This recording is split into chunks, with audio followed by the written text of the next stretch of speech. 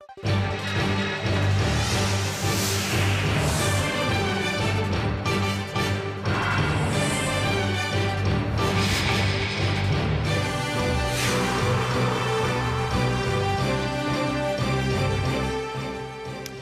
evening. It's Saturday, the 12th of April. You're tuned in to our 10 p.m. newscast coming to you from ARIRANG's news centre in Seoul.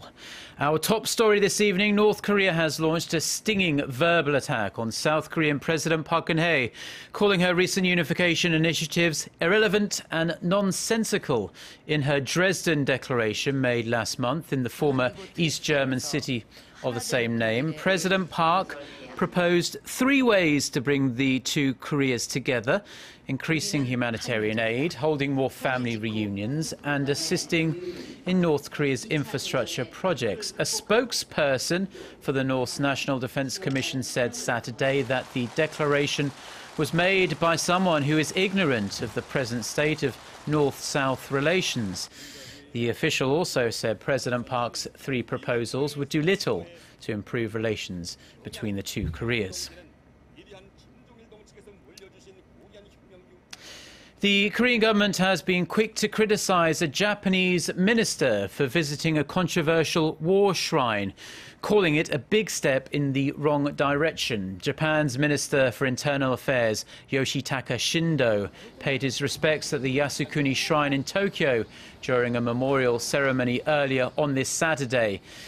A matter of hours after getting word of his visit, Seoul's foreign ministry issued a strongly worded statement saying the move constitutes a head-on challenge to Japan's neighbours that suffered under Tokyo's past wrongdoings, as well as to the international community. The ministry went on to say that Japanese politicians should make efforts to mend Korea-Japan ties through humble retrospection of their history. The Yasukuni Shrine, which honours more than 12 convicted war criminals, along with Japan's war dead, is seen as a symbol of Japan's past imperialism by Korea, but also China. Working-level talks between Seoul and Tokyo on Japan's wartime sexual enslavement of Korean women could be held in Seoul as early as next Tuesday, April 15th.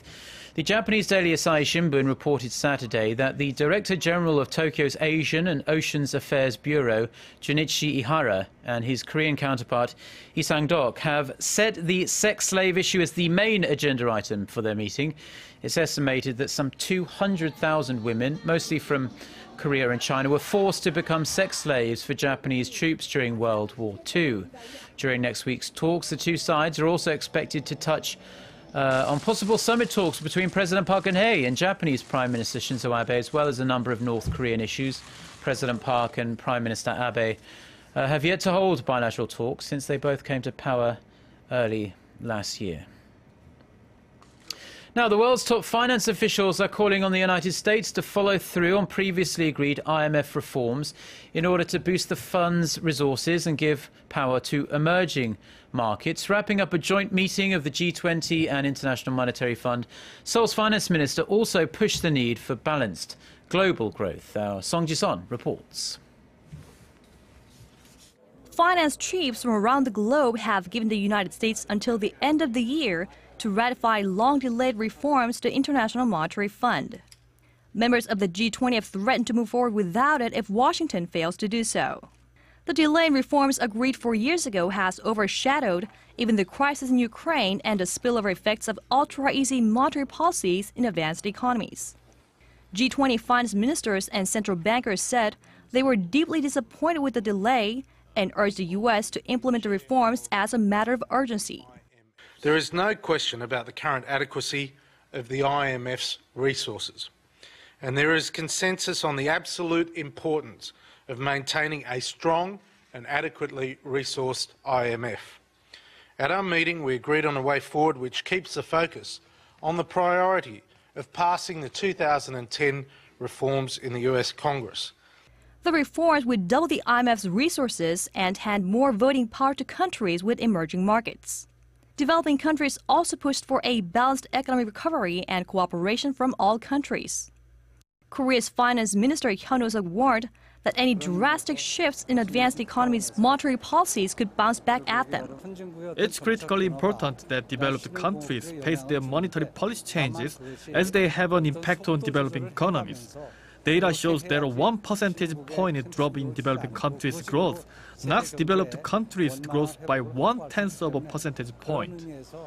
Hyun added U.S. Federal Reserve stimulus tapering could have a negative effect on emerging economies, but Korea remains on the recovery track. 송지선, 아리랑 뉴스. Excitement is steadily building for football fans around the world, with the 2014 World Cup kicking off in Brazil in exactly 2 months' time now. Korean companies are also looking to get in on this action and are starting to make some serious inroads into the Samba nation, as our Kim Min-ji reports.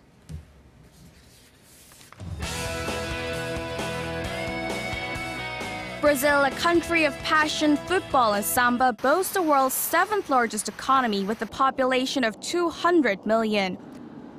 On this highway from the airport to Sao Paulo, Brazil's largest city, billboards displaying Korean corporations are easily spotted these days. In fact, department stores and electronic shops in Brazil have seen a surge in sales in Korean televisions ahead of the World Cup.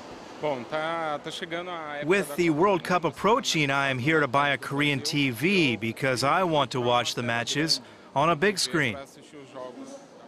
Korean companies now make up nearly 60% of Brazil's TV market.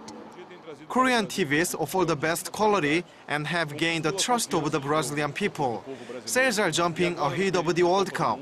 Korean corporations have held product launch events in Brazil, while one corporation is even sponsoring the Brazilian football team. We are planning on various sports marketing campaigns by sponsoring the national football team. Korean companies are also diving into other markets in Brazil. Through its luxurious compact car lines, Korean automakers have raised their market share to almost 7% in the South American country. Sales of other products such as smartphones, laptops, and refrigerators have also been on the rise, up by between 20% to 60% each year. With the World Cup less than 10 weeks away now, Brazil will likely become a more and more popular destination for corporations. Kim Min-ji, ARIRANG NEWS. Signals in the remote Indian Ocean that are thought to be from the missing Malaysia Airlines flight MH370 are fading fast, and officials admit any chance of finding the jet are diminishing by the hour. Officials say an Australian vessel has, on 4 occasions now, picked up signals consistent with flight recorders, but no new signals have been confirmed in the search area since Tuesday. Speaking in China during an official visit, Australian Prime Minister Tony Abbott said teams had very much narrowed the search area, but no one should underestimate the difficulties of locating it. Batteries in the black box are already past their normal 30-day life, making the search to find it all the more urgent. Malaysia Airlines Flight 370 was flying from Kuala Lumpur to Beijing all the way back on March 8th when it lost contact with air traffic controllers and just vanished from radar. Now, the United States is calling on other countries to do more to help out cash-strapped Ukraine. Speaking at a meeting of the International Monetary Fund, U.S. Treasury Secretary Jacob Lew said Ukraine's sizable financing needs meant other nations must add to its $1 billion loan guarantee. The U.S. official also said there was strong and broad unity within the G7 to support increasing sanctions on Russia if Moscow escalates the crisis. Meanwhile, Ukrainian officials say armed men have seized a police station in eastern Ukraine. They did so earlier on this Saturday. Police said the gang fired shots and used stun grenades to seize the offices near the Russian border. Now in sports, LA Dodgers pitcher Hyunjin has put in yet another dazzling performance, extending his scoreless road streak to 3 games in an easy 6-0 win over the Arizona Diamondbacks. Looking in complete control during his 7 innings, Ryu held Arizona scoreless on just 2 hits. This after throwing 5 scoreless innings against the Diamondbacks in the season opener in Australia. The 27-year-old Korean has not allowed a run in his last 19 overall innings against Arizona.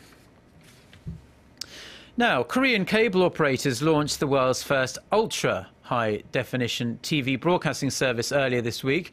With a picture quality that's 4 times clearer than standard HD, the service is expected to revolutionize the global TV industry, as Son Jung-in reports. Korea has started delivering ultra-high-definition services through cable TV channels, making it the first country in the world to commercialize such a service. It boasts images with 4 times the resolution of existing HD displays. This very first launch is expected to serve as a stepping stone for leading the global market of UHD equipment, devices, and contents. Called UMAX, the cable channel features diverse contents ranging from soap operas and movies to documentaries 20 hours a day. Viewers in Korea and 200 countries around the world can enjoy the service free of charge for the time being. We will promote investment and development for the new UHD era so the audience can enjoy it. UHD monitors display 8.3 million pixels, which is over 4 times as many as the amount in regular HD screens, offering a resolution that can render the finest details. Already, big names in the industry such as Samsung, LG, and Sony are scrambling to unveil their new models of Ultra HD TVs, allowing users to enjoy their favorite programs at speeds 10 times faster than the conventional 100 megabit per second connection. The service carrier plans to broadcast Brazil World Cup games and the Incheon Asian Games, while investing about $40 million through 2016 to secure an archive of UHD TV contents. Son Jung-in, ARIRANG News. And before we go, let's take a look at the weekend weather. Most of the country is under a thick layer of cloud this evening. It'll be a relatively mild night with the overnight low only dipping down to 9 degrees Celsius in Seoul. Sunday will be another cloudy day, but it will feel warmer than today, with the mercury topping out at 23 degrees Celsius in the capital. The rest of the country will see highs in the early to mid-20s. Let's take a look at the weather conditions around the world.